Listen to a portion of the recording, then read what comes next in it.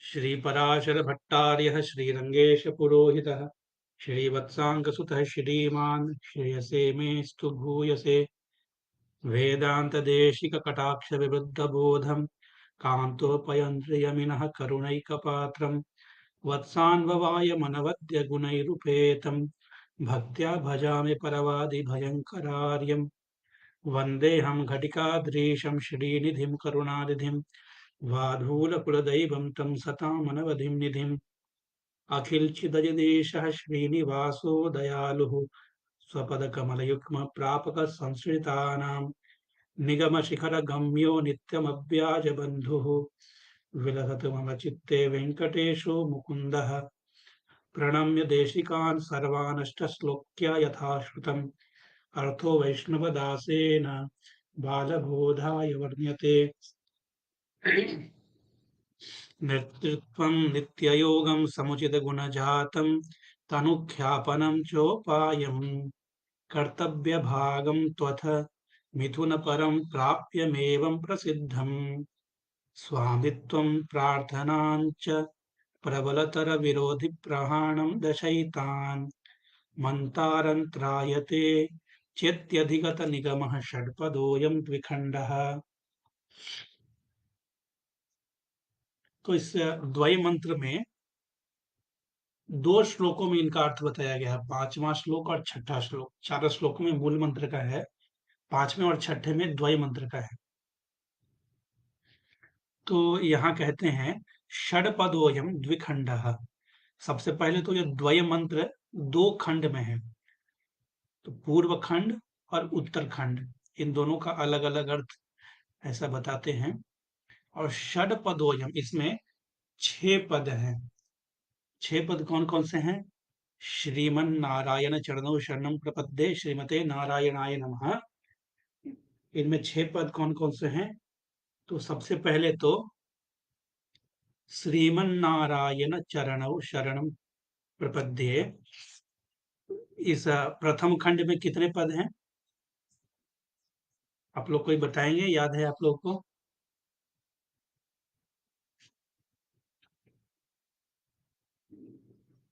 प्रथम खंड में कितने पद हैं? श्रीमन्नारायण चरणौ शरणं प्रपद्ये। किन्हीं को स्मरण नहीं है? जी? 3 खंड है संभवतः। कौन-कौन से?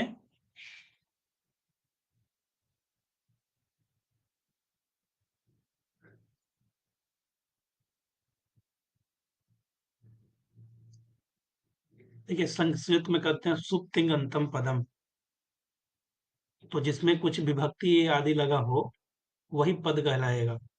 तो श्रीमन्नारायण चरणौ, ये ये पूरा एक पद है।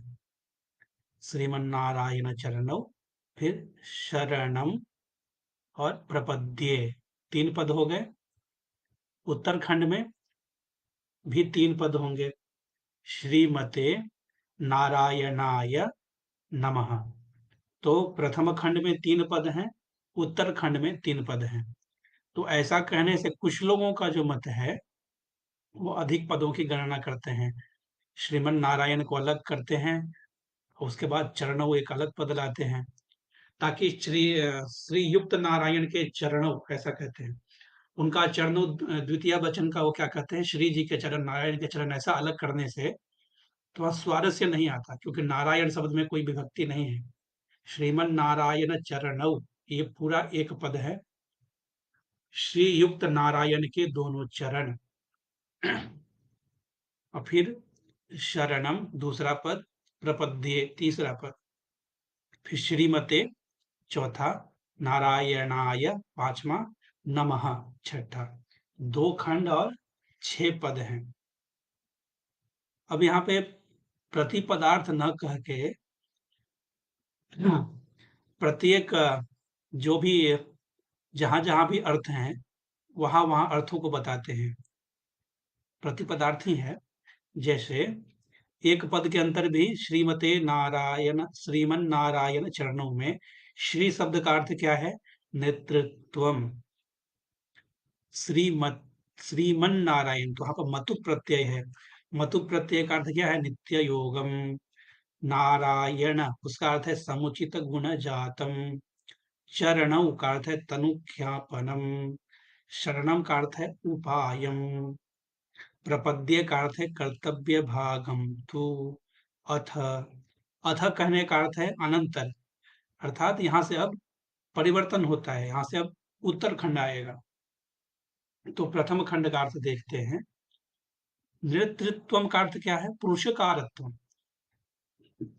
द्वय मंत्र में श्री शब्द का अर्थ है महालक्ष्मी देवी का पुरुषकारत्व। वो पुरुषकारत्व को यहाँ कहते हैं नेतृत्वम। यानी जो जीवात्म प्राप्ति जो भगवान का कर्तव्य है, जो भगवान का कार्य है, उसमें सबसे पहला जो नेतृत्व है वो श्री देवी का है। वो पुरुषकार करती हैं, वो सिफारिश करती हैं और उनके सिफारिश के बाद ही भगवान अपनाते हैं। तो पहली कृपा तो लक्ष्मी जी की होती है, उसके बाद भगवान की होती है। तो श्री शब्द का अर्थ है यहाँ पर नेतृत्वम अर्थात पुरुषकारत्वम। वो कैसे? ये छठे श्लोक में विस्तार से आता है। नित्य योगम। नित्य योगम यहाँ मतु प्रत्यय का अर्थ है। नित्य योगे मतु प्रत्यय, ऐसा व्याकरण में कहते हैं, अर्थात अनपायनी है। तो कोई पुरुषकार कब कार्य करेगा? जब वो अत्यंत प्रिय हो भगवान की और भगवान से कभी भी विलग न होती हो। यदि विलग होती हो तो हम ऐसा क्या कहेंगे? किस टाइम पे साथ में रहती हैं? प्रातः काल में, ब्रह्म मुहूर्त में, सायं काल में, उसी काल में मैं शरणागति करूंगा। लेकिन श्री देवी तो नित्य योग हैं, भगवान के साथ हमेशा रहती हैं।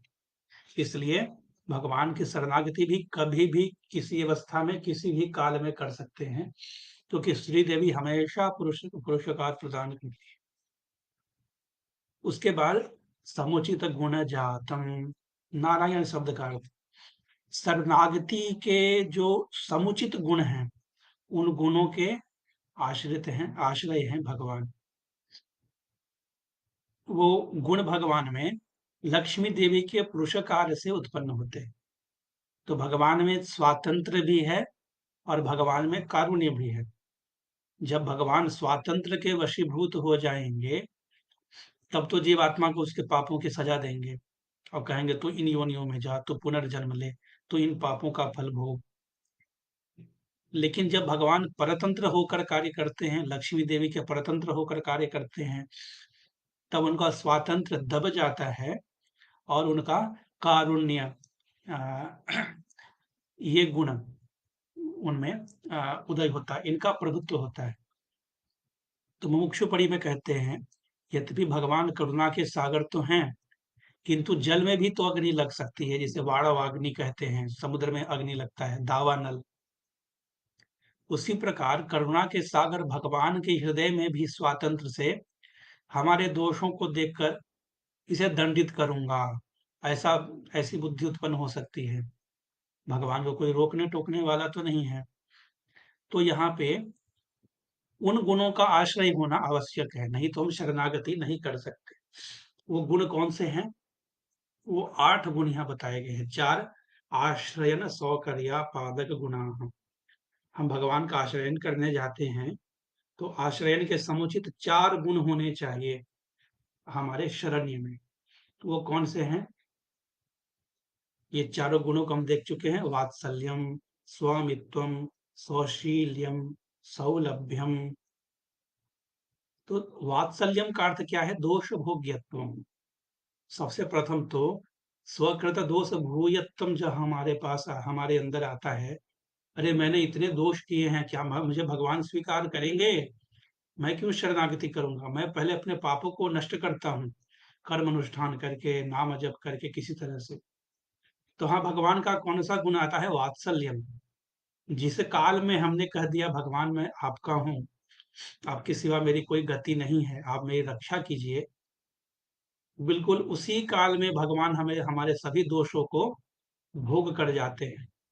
जैसे वत्स यानी कि बछड़ा, गाय का बच्चा जब जन्म लेता है, उसके सभी धूलों को जो गैया होती है अपने जीभ से साफ करती है, और ऐसा नहीं करके छी छी कैसा गंदा है, बड़े प्रेम से साफ करती है।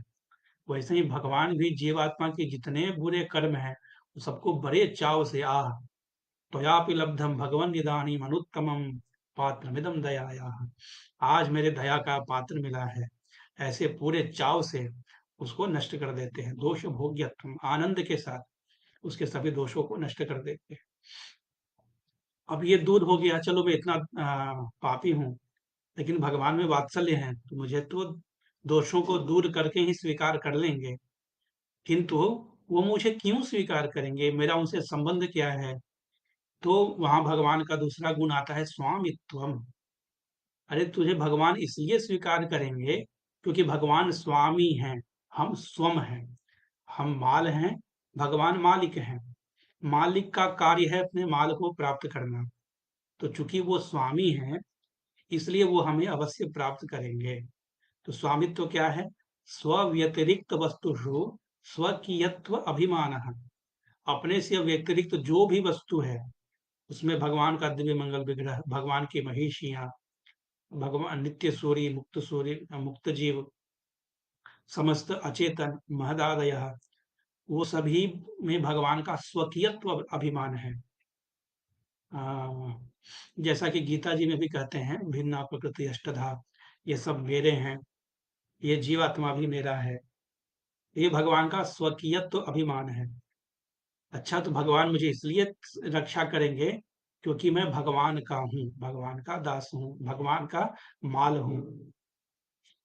किंतु भगवान तो इतने बड़े व्यक्ति हैं, मैं इतना छोटा व्यक्ति हूँ, वो वैकुंठ निकेतन है और मैं तो साधारण संसारी जीव हूँ। वो मुझे क्यों स्वीकार करेंगे? मेरे पास आएंगे क्या? मुझसे मिलेंगे क्या? तो वहाँ भगवान का सौशील्य नाम का गुण स्मरण करना चाहिए। महतः मंदैः सह निरंतरेण संश्लेषः। जो महत व्यक्ति है, जैसे भगवान रामचंद्र रघुकुल के राजा, वो निषाद राजगुह से मिलते हैं, रामस्य आत्मसखा, शबरी राम की भिलनी, जो अछूत जात की थी, उनसे मिलते हैं, वानरों से मिलते हैं, राक्षसों से मिलते हैं। तुम मम प्रिय भरत सम भाई। इस प्रकार भगवान महत व्यक्ति होते हुए भी वो छोटे व्यक्ति से ऐसा घुल मिल जाते हैं निरंतरेण, अर्थात कोई भी गैप नहीं रहता है। कह नहीं सकते हैं कि इतना नहीं घुल मिला है, थोड़ा तो गैप तो रह ही गया है, थोड़ा बड़प्पन तो उनका रह ही गया है। वो ऐसा भी नहीं छोड़ते हैं। कृष्ण अवतार में तो अपने गोपों के मुंह से निवाला निकाल कर छीन कर खा लेते हैं। ये भगवान का स्वशील गुण है। उसके बाद अच्छा, भगवान मेरे दोषों को दूर कर देंगे, भगवान का मैं माल हूं तो मुझे प्राप्त वही अपनी कृपा से करेंगे, और भगवान तो मुझसे घुल मिल जाएंगे। वो बड़े व्यक्ति हैं लेकिन वो सुशील भी हैं। अरे लेकिन भाई भगवान की शरणागति करूं कैसे? वो तो वैकुंठ में रहते हैं, वो रामावतार में आए थे। तो यहाँ भगवान का एक गुण है सौलभ्यम, सकल मनुज नयन विषयत्वम। जब वो अर्चावतार में आते हैं, चक्षो विषयत्वम सौलभ्यम, हमारे चक्षु के अनवरत विषय बन जाते हैं। हमारे घर में भी जो हमारी प्रतिष्ठित मूर्तियां हैं, शालिग्राम जी हैं, उनको हम जितनी देर चाहे उतनी देर देख सकते हैं। और यहाँ फिर हमने मुमुक्षु पढ़ी का अध्ययन किया था कि किस प्रकार भगवान के गुणों का अर्चावतार में अनुसंधान करते हैं। भगवान के किरीट से उनका स्वामित्व, भगवान के चरणों से, श्री चरणों से उनका सौलभ्य, जो कमल पीठ पे विराजमान उनका चरण कमल है, भगवान के अभय हस्त से माँ शुचः, और भगवान के जो नयन हैं, चक्षुषा तब सौम्येन पूता अस्मि रघुनंदन, वात्सल्य है। भगवान का जो मंद मुस्कान है अर्चावतार में, वो उनका सौशील्य दर्शाता है। भगवान का चक्र उनका ज्ञान का प्रतीक है। भगवान का शंख चक्र शक्ति का प्रतीक है, शंख ज्ञान का प्रतीक है। इस प्रकार भगवान के दिव्य मंगल विग्रह में ही हम भगवान के सभी गुणों का अनुभव कर सकते हैं। ये चार गुण तो आश्रयन सौकर्या पादक गुण है, जो आश्रयन को सुकर बना देंगे, आश्रयन करने को इजी बना देंगे। अब हमने आश्रयन कर लिया है, अरे लेकिन मुझे वो मोक्ष प्रदान करेंगे कैसे? तो यहाँ पे 4 और गुण आते हैं, ज्ञान, शक्ति, प्राप्ति, पूर्ति। ज्ञान गुण क्या है? भगवान तो सभी वस्तुओं को प्रत्यक्ष रूप से जानते हैं, क्योंकि भगवान तो सर्वत्र हैं। भूत, भविष्य, वर्तमान सभी जानते हैं। और भूत और वर्तमान तो जानते ही हैं, और भगवान तो आ, सभी वस्तुओं को अपरोक्ष रूप से जानते हैं। मैंने कौन-कौन से कर्म किए हैं, यदि मेरे पूर्व पापों को जानेंगे तभी तो उसे नष्ट कर सकते हैं। तो पाप और पुण्य क्या है, वो कहाँ रिकॉर्ड होते हैं? वो भगवान के धर्मभूत ज्ञान में ही तो रिकॉर्ड होते हैं। भगवान ने उनको अपने धर्मभूत ज्ञान में उसको रिकॉर्ड करके रखा है कि इसको ऐसा-ऐसा सज़ा देना है। वहाँ से उन्होंने डिलीट कर दिया। धर्मभूत ज्ञान से उसको हटा ही दिया। तो समाप्त हो गया। तो ये भगवान का ज्ञान गुण है। अब भगवान के दूसरा गुण है शक्ति। शक्ति क्या है? अघटित घटना सामर्थ्य। अघटित घटना, ऐसे संसारी को जो कल तक भगवान को गाली देता था, उसको धीरे-धीरे उसके अंदर सुधार करते हुए उसको भगवान के सम्मुख लाना, अ, फिर भगवान की शरणागति करवाना। ऐसा जो दुष्कर कार्य है, इस कार्य को करवाना, उसको नित्य सूर्यों के बीच में बैठा देना, ये भगवान का शक्ति गुण है। प्राप्ति गुण क्या है? हाँ, प्राप्ति गुण है, जैसे कोई भी एम्प्लॉय मुझे जॉब क्यों देगा? या तो मेरे अंदर वो गुण देखेगा, या फिर मैं ऐसा कुछ रिकमेंडेशन लेके आया हूँ, मैं फलाने का बेटा हूँ, या मैं उसका कुछ संबंधी हूँ, तो मुझे खट से ले लेगा, यदि मेरे में गुण नहीं है तो भी। तो हमें भी भगवान क्यों स्वीकार करेंगे? ऐसे तो कुछ गुण हम में है नहीं। लेकिन प्राप्ति क्यों करेंगे? क्योंकि वो शेष ही हैं, मैं शेष हूँ। इस संबंध का ध्यान रखते हुए भगवान पक्षपात भी करेंगे और ऐसे नौकरी पर रख लेंगे। दूसरा है पूर्ति। पूर्ति गुण क्या है? अवाप्त समस्त कामत्व। तो सोचेंगे भगवान मुझे क्यों प्राप्त करेंगे? भगवान का मुझसे कुछ भला होता होगा तब तो। यदि कोई एम्प्लॉई किसी को क्यों नौकरी पर रखेगा? यदि कंपनी में उसकी ज़रूरत है, हमें कुछ अकाउंटेंट की ज़रूरत है, ये अकाउंटेंसी का काम करेगा, कंपनी का इससे बेनिफिट होगा। लेकिन भगवान ये सब सोच के तो नहीं लेते हैं। भगवान अवाप्त समस्त कामस्तु। भगवान को हमसे कुछ चाहिए ही नहीं। हमसे सेवा भी इसलिए लेते हैं ताकि हमारा जो शेषत्व स्वरूप है वो बचा रहे। क्योंकि शेष शेष वही होता है जो कैंकर्य करता है। कैंकर्य नहीं करेंगे तो हमारा स्वरूप नष्ट हो जाएगा। तो जीवात्म स्वरूप के रक्षा के लिए ही भगवान कैंकर्य स्वीकार करते हैं, लेकिन भगवान को कुछ चाहिए नहीं। तो ये भगवान का पूर्ति गुण है। तो समुचित गुण जातम, उसके बाद तनुख्यापनम। चरणों शब्द से क्या आता है? तनुख्यापनम, भगवान के शरीर का उपलक्षण है। तो चरणों कहने से केवल भगवान के चरण ही नहीं, भगवान के पूरे दिव्य मंगल विग्रह का स्मरण करना है। पूरे दिव्य मंगल विग्रह में उनका शंख चक्र, उनका मंद मुस्कान, उनके दोनों चरण, उनका किरीट, ये सभी का अनुसंधान करना है। लेकिन उसमें भी विशेष रूप से चरणों ही क्यों कहा गया? क्योंकि ये द्विवचन है। द्विवचन होने से दो के ही अर्थ में आएगा। यदि एक वचन होता है तो कह सकते हैं जात्येक वचनम। जाति एक बहुत बड़ा समूह है, तो मैं कहता हूँ चावल दो, तो एक चावल तो देगा नहीं, वो जात्येक वचनम है। और बहुवचन कई बार आदर में कहते हैं।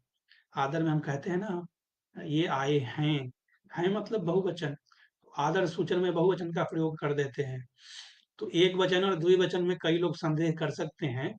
द्विवचन तो दो व्यक्ति के लिए ही आएगा, एक के लिए नहीं, तीन के लिए नहीं। तो चरणों कह देने से भगवान के ही दोनों चरण, श्रेष्ठ विशिष्ट भगवान के दोनों चरण, अर्थात भगवान के दो, वहां दो ही चरण हैं, अर्थात भगवान ही उपाय हैं। इसके अलावा कोई तीसरा चरण नहीं। लक्ष्मी भी उपाय हैं, ऐसा कहना भी यहाँ पे चरणों कहने से वो तो खंडित हो गया, क्योंकि तो बहुवचन है नहीं। लक्ष्मी और भगवान दोनों उपाय होते तो यहाँ बहुवचन का प्रयोग होता। यहाँ ऐसा नहीं है। और भगवान के शरीर में भी सबसे उपयोगी अंश हमारे लिए चरण है। जिस प्रकार माता का पूरा शरीर वंदनीय है, लेकिन विशेषकर शिशु के लिए माता का स्तन, उसी प्रकार भगवान के चरण। शरणम शब्द का अर्थ है च उपायम। उपायम अर्थात भगवान ही उपाय है। भगवान की का शरण लेना ही उपाय है, अर्थात भगवान ही उपाय है। कर्तव्य भागम। प्रपद्य शब्द का अर्थ है कर्तव्य भागम। अब चेतन का भी तो कुछ कर्तव्य है, तो पद गतौ धातु है यहाँ पे। पद गतौ गत्यर्थक धातु है। गत्यर्थक गत्यर्थः बुद्ध्यर्थः, ऐसा न्याय होता है। अर्थात पद गतौ जो धातु है उसे बुद्ध्यर्थक अर्थ होता है। मतलब कर्तव्य भागम क्या है? अध्यवसाय करना, मान लेना, मानसिक रूप से स्वीकार करना। अर्थात श्री के नित्य योग में समुचित गुणों के आश्रय भगवान के दोनों चरणों को मैं उपाय मानता हूँ। ये पूर्व खंड का अर्थ है। अथ मिथुन परम प्राप्यमेवं प्रसिद्धम। श्रीमते शब्द का अर्थ क्या है? अब उत्तरखंड में आते हैं। मिथुन परम, जो मिथुन है वो पर है। श्री से विशिष्ट जो भगवान है वो क्या है? पर है, उनसे बड़ा कोई नहीं है, उनसे ऊपर कोई नहीं है, ऐसा शास्त्रों में प्रसिद्ध है। ये प्राप्य के रूप में इनसे बड़ा कोई प्राप्य नहीं है। शरणागति तो किसी भी कार्य के लिए कर सकते हैं, लेकिन यहाँ हमने किस लिए किया है? अनेक प्राप्यों में धन दौलत आदि, उन सभी प्राप्यों में सबसे बड़ा प्राप्य कौन है? भगवान। अब तक हम सबसे बड़ा प्रापक को लिए थे, सबसे बड़ा उपाय कौन है? शरणागति। सबसे बड़ा उपेय कौन है? भगवान। तो सबसे बड़ा उपाय से सबसे बड़ा उपेय प्राप्त करते हैं। तो मिथुन परम प्राप्यम एवं प्रसिद्धम, यह प्रसिद्ध है शास्त्रों में, भगवान ही सर्वश्रेष्ठ प्राप्य हैं। और स्वामित्वम, वहां पे जो नारायण शब्द है उत्तराखंड में, वहां अर्थ क्या है? स्वामित्वम, हमारे कैंकर्य के प्रति संबंधी। हम भगवान का कैंकर्य करना चाहते हैं, उस कैंकर्य के प्रति संबंधी कौन है? नारायण, क्योंकि वो मेरे स्वामी हैं। और जो भी स्वम है, जो शेष है, वो क्या करेगा? वो भगवान का कैंकर्य करेगा। और आय शब्द का अर्थ क्या है? प्रार्थनांच, कैंकर्य प्रार्थना, क्योंकि व्याकरण का सूत्र है प्रार्थनायाम चतुर्थी। तो नारायणाय, तो उसमें नारायण शब्द है स्वामी, और उसमें आय जो है प्रार्थनायाम चतुर्थी। प्रार्थना किस बात का? कैंकर्य प्रार्थना। हे भगवान, मुझे कैंकर्य प्रदान कीजिए। कैंकर्य का अर्थ है किम करवाणी, किम करवाणी, किम करवाणी। हे भगवान, मैं क्या करूं, मैं क्या कर सकता हूँ? तो ऐसा हमारे हाँ, श्रीनिवास स्वामी बताते थे कि कांचीपुरम में एक आचार्य के शिष्य थे, वो वैश्य वर्ण के थे। जब भी आचार्य कांचीपुरम आते थे, वो उनके ऐसे आ, उनके महल के दरवाजे पे खड़े हो जाते थे, दोनों हाथों को जोड़कर, और बस इतना ही कहते थे, मैं कौन सी कैंकड़े कर सकता हूँ, मैं कौन सा कैंकड़े कर सकता हूँ। ऐसा पूछते रहते थे और बस वो खड़ा रहते थे। कभी कभी कुछ कार्य मिला तो मिला, नहीं तो फिर नहीं भी मिला तो ऐसे ही खड़े रहते थे। तो किसी ने स्वामी से पूछा कि आपका सर्वश्रेष्ठ कैंकर्य कौन करता है? तो स्वामी ने कहा वो जो वहां खड़ा रहता है ना वो। अरे वो तो कुछ कैंकर्य करता भी नहीं है, छोटा मोटा काम करता है, हम लोग तो इतने बड़े बड़े कैंकर्य करते हैं। तो स्वामी बताते हैं कि कैंकर्य प्रार्थना हमारा स्वरूप है। तो बस हाथ जोड़ करके आचार्य के पास खड़ा हो जाना कि मैं क्या कर सकता हूँ, यही हमारा स्वरूप है। ये अभिमान नहीं रखना कि मैं ये वाला कैंकर्य करूंगा, मुझे वो वाला कैंकर दीजिए, मेरी आज ये वाले कैंकर्य करने की इच्छा है, ये स्वरूप विरुद्ध हो जाता है। तो कैंकर्य प्रार्थना, ये चूंकि हम शेष हैं, शेषत्व के अनुगुण हैं। और प्रबलतर विरोधी प्रहारम, नमः शब्द का अर्थ क्या है? प्रबलतर विरोधी प्रहारम। जो प्रबलतर, ये कंपेरेटिव है। प्रबल, प्रबलतर, प्रबल विरोधी तो बहुत सारे हैं संसार में, है ना? अन्नपान आदि के भी विरोधी हैं बहुत सारे। शत्रु पीड़ा आदि विरोधी हैं।